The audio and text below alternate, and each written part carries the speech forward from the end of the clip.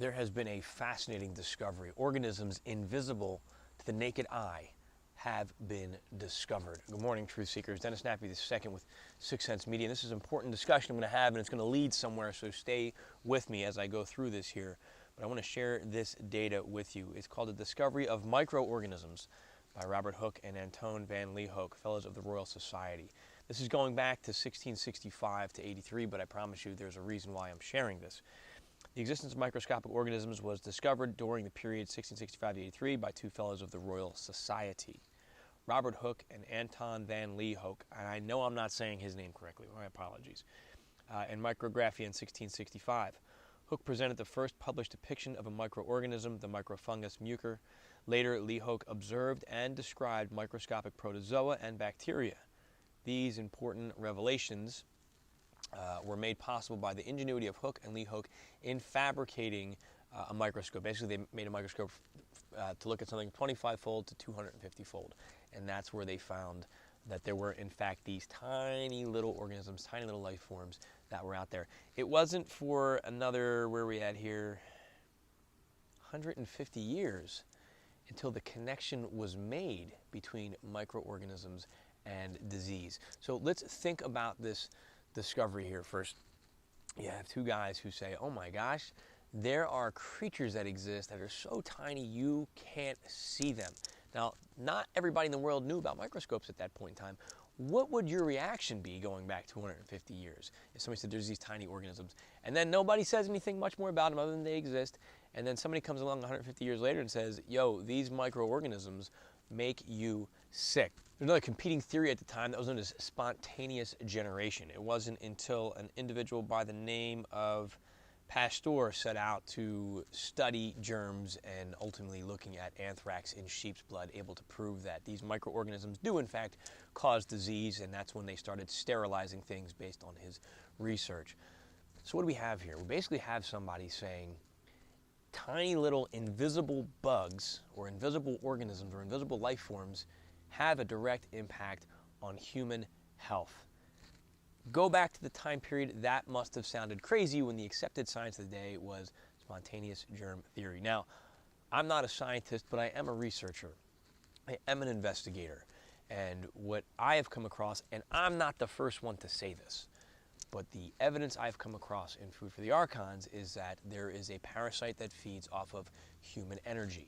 And that parasite has the ability to influence us through our own energetic fields. I take a lot of time in walking us through how we can understand that these things exist and how the mechanism by which they're using to impact our own emotions, our own behaviors, our own actions.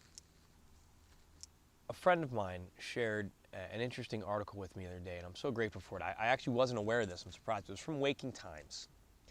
And it's titled, Rudolf Steiner Describes the Hostile Spiritual Beings Who Feed Off Your Fear and Anxiety. Now, this article was written January 24th, 2018. But this goes back much, much further. One of the things that Steiner said, I'm quoting from the article here, is, there are beings in the spiritual realms for whom anxiety and fear emanating from human beings offer welcomed food.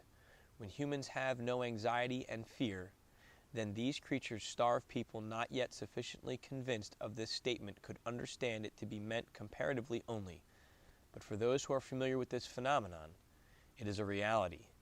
If fear and anxiety radiates from people and they break out into a panic, then these creatures find welcome nutrition and they become more and more powerful.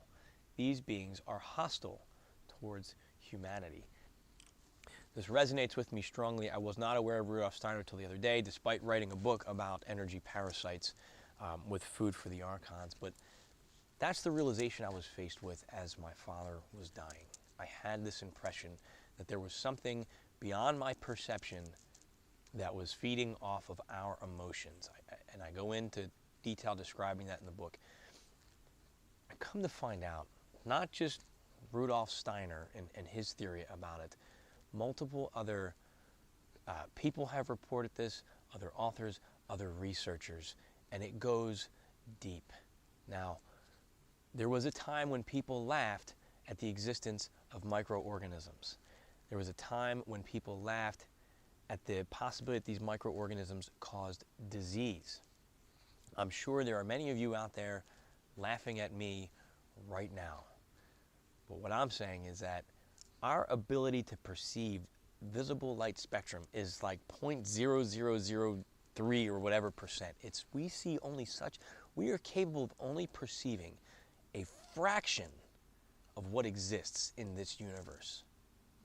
So who are we to say that nothing exists beyond our perception and nothing that exists out there has the ability to influence us? It's no different than when you walk into a certain room and there's an odor in that room, and that odor is connected to a chemical, and that chemical can have an influence on your health. It's an invisible substance, it's an invisible energy that has the ability to impact you. There are self-aware, there are intelligent entities and beings that exist beyond our perception. Just study your religious texts and I'll tell you about it. Look at the works of the ancient shamans and the stories they talk about. There are things out there that we have forgotten about, and they're feeding off of us. One day, my hope is that we invent a microscope to identify the energy parasite. Now, we can go through life and say, I'm not going to think about that. These things don't exist. It has no impact on me. Imagine going through life not worrying about germs, not washing your hands, doctors not using sterile instruments. Imagine what disease would be like today. Imagine now being aware of the impact these energy parasites have and how you can cleanse yourself and your body of them. What impact would that have on your own life and that of humanity? Something to think about, my friends. We're getting close. The launch date of this book, July 24th, 2019, just a few days away. If you haven't done so already, please pre-order your copy at Amazon.com or at sixcentsmedia.net/Archons. Put your comments below. I want to hear your thoughts on this one, please, and share it around. I need your help. Remember to never stop questioning, keep an open mind, and let your intuition be your guide. Thanks for watching.